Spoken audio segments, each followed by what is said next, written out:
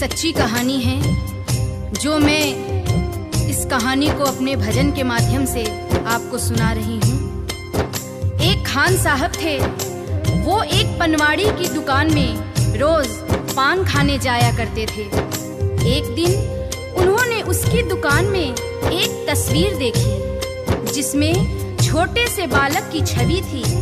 वो खान साहब उस बालक की तस्वीर देखकर पनवाड़ी से कहते हैं कि बालक तो बहुत ही सुंदर है।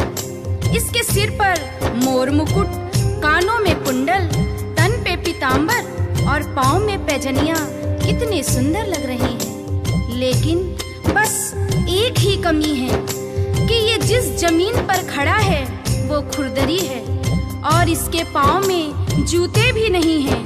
ये खुरदरी जमीन इस नन्हे पाँव में चुभती होगी।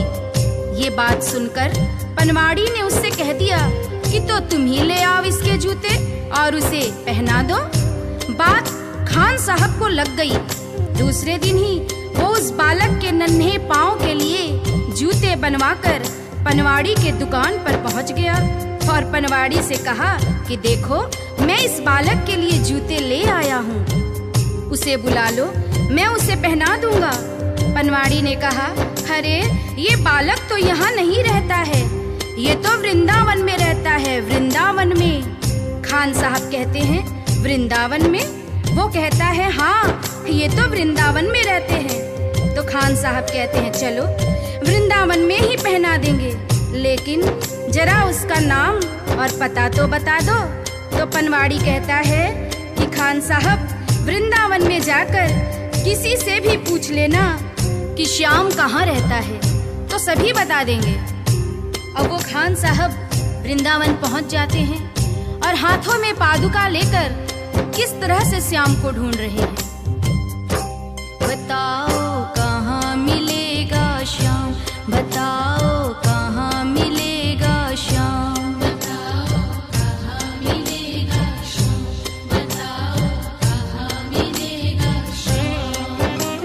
चरण पादुका लेकर सबसे, चरण पादुका लेकर सबसे पूछ रहे रस खान, बताओ कहाँ मिलेगा श्याम, बताओ कहाँ मिलेगा श्याम। वृंदावन में चूंकि श्याम के नाम से उस बालक को कोई जानता नहीं था और वो कई दिनों से उसे ढूंढते ढूंढते परेशान हो गए। आखिर एक सज्जन व्यक्ति जो उनको कई दिनों से देख रहा था और अपने पास बुलाकर पूछता है कि अरे भाई, तुम किस श्याम को ढूंढ रहे हो? उसका हुलिया मुझे भी तो बताओ ताकि मैं तुम्हारी कुछ मदद कर सकूं। तो खान साहब श्याम के रूप का वर्णन करते हैं, सुनिएगा।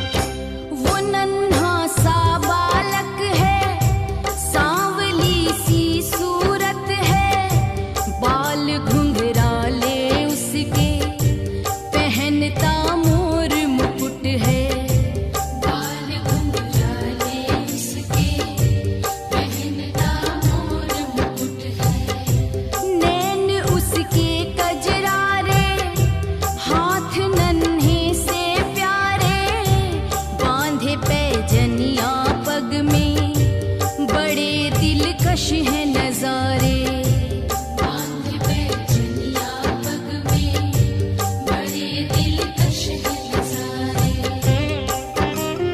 घायल कर देती है दिल को, घायल कर देती है दिल को उसकी एक मुस्कान, बताओ कहाँ मिलेगा श्याम, बताओ कहाँ मिलेगा श्याम। श्याम की जो छवि खान साहब उस सज्जन को बताते हैं, उसे सुनकर वो सज्जन को पता चल जाता है कि ये खान साहब किसे ढूंढ रहे हैं और वो उसे समझाते हैं। समझ में आया जिसका पता तू पूछ रहा है, वो है बांके बिहारी जिसे तू ढूंढ रहा है, वो है बांके बिहारी जिसे तू ढूंढ रहा है। कहीं वो श्याम कुहाता, कहीं वो कृष्ण मुरारी, कोई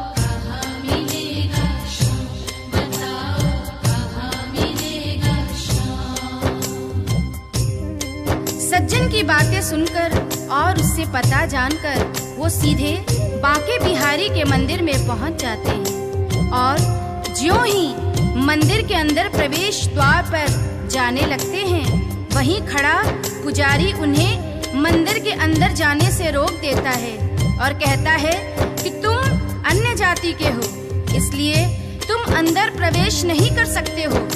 तो खान साहब उस पुजारी से बहुत मिन्नतें करते हैं, लेकिन वह पुजारी उस खान साहब को आज्ञा नहीं देते हैं और खान साहब को मजबूरीवश क्या करना पड़ता है, सुनिएगा। मुझे ना रोको भाई, मेरी समझो मजबूरी, शाम से मिलने दे दो, बड़ा है काम जरूरी। शाम से मिलने दे दो, बड़ा है काम जरूरी। सीढ़ियों पर मंदिर के डाल कर बैठा डेरा, कभी तो घर से बाहर शाम आएगा मेरा, कभी तो घर से बाहर शाम आएगा मेरा। इंतजार करते करते ही, इंतजार करते करते ही सुबह से हो गई शाम। बताओ कहाँ मिलेगा शाम, बताओ कहाँ मिलेगा शाम।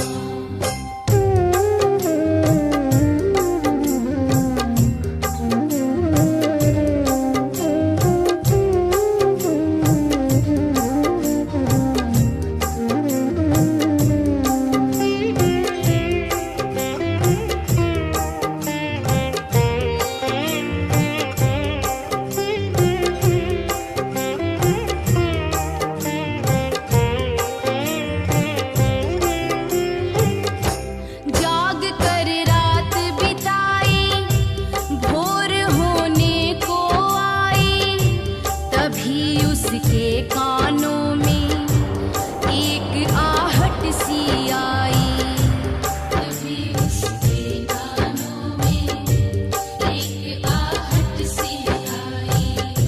वो आगे पीछे देखे, वो देखे दाएं बाएं, वो चारों ओर ही देखे, नजर ना कोई आए। वो चारों ओर ही देखे, नजर ना कोई आए।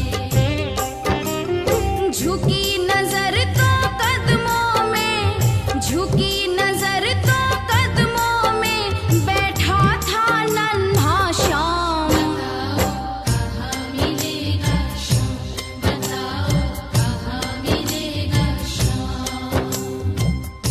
चूंकि भक्तों के लिए यहाँ महत्वपूर्ण संदेश है, इंसान जब तक अपने मद में खोया रहता है, जब तक इधर उधर देखता रहता है, भगवान उसे नजर नहीं आते हैं।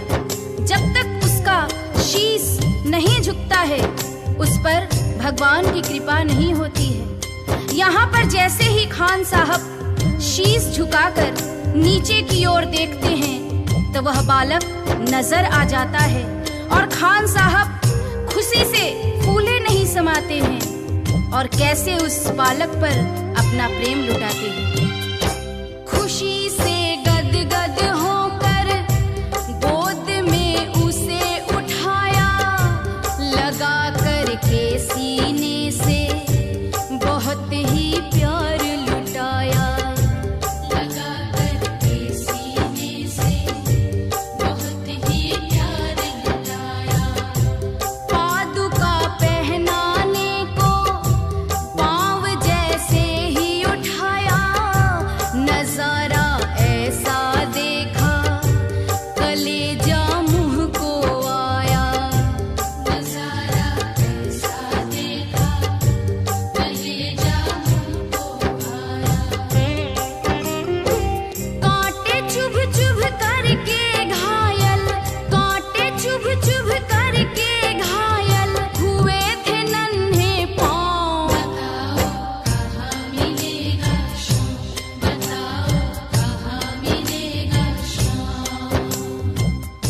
बालक के नन्हे नन्हे पांव कांटे चुभ चुभ कर छलनी हो जाते हैं, जिसे देखकर खान साहब का हृदय रोने लगता है और उनके आंखों में आंसू आ जाते हैं। वो सोचते हैं कि तस्वीर देखकर मुझे जिस बात का डर था वही हो गया है।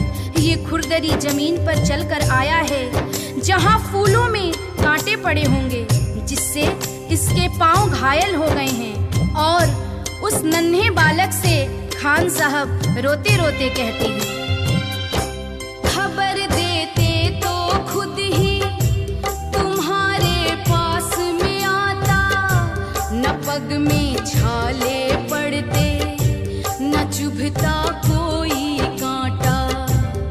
अब वो नन्हा बालक उस खान साहब की उंगली पकड़कर मंदिर के अंदर ले जाता है और बांके बिहारी की मूरत की तरफ इशारा करके कहता है कि बोलो खान भाई बोलो, अगर मैं तुम्हें अंदर बुला लेता तो तुम क्या मुझे पहचान पाते? क्या तुमने यही मूरत अपने दिल में मेरे लिए बसाई थी? क्या तुम मुझे पहचान पाते?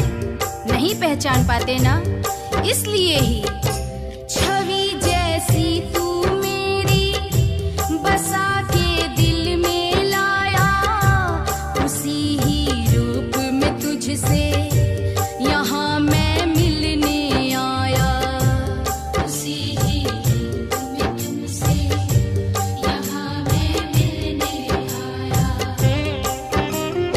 गोकुल से मैं पैदल आया, गोकुल से मैं पैदल आया, तेरे लिए ब्रजधाम। बताओ कहाँ मिलेगा श्याम, बताओ कहाँ मिलेगा श्याम। ये कटु सत्य है। गीता, रामायण, महाभारत कहीं भी पढ़ लीजिए, भगवान को हम जिस रूप में देखते हैं उसी रूप में वो हमें दर्शन देते हैं। जैसे कि द्रौपदी ने कृष्ण से कहा कि तुमने मेरा चीर बढ़ाने में इतनी देरी क्यों की, तो कृष्ण ने कहा कि दोष मेरा नहीं है द्रौपदी, दोष तुम्हारा है। द्रौपदी, मैं तो तुम्हारे पास ही खड़ा था, तुमने पुकारा ही नहीं। तुमने तो द्वारिकाधीश मेरी लाज बचाओ कहकर पुकारा, इसलिए मुझे द्वारका जाना पड़ा और तुम्हारे पास आने में मुझे वक्त लग गया। अगर तुम मुझे भैया कहकर बुलाती तो मैं तो तुम्हारे पास ही खड़ा था द्रौपदी। श्याम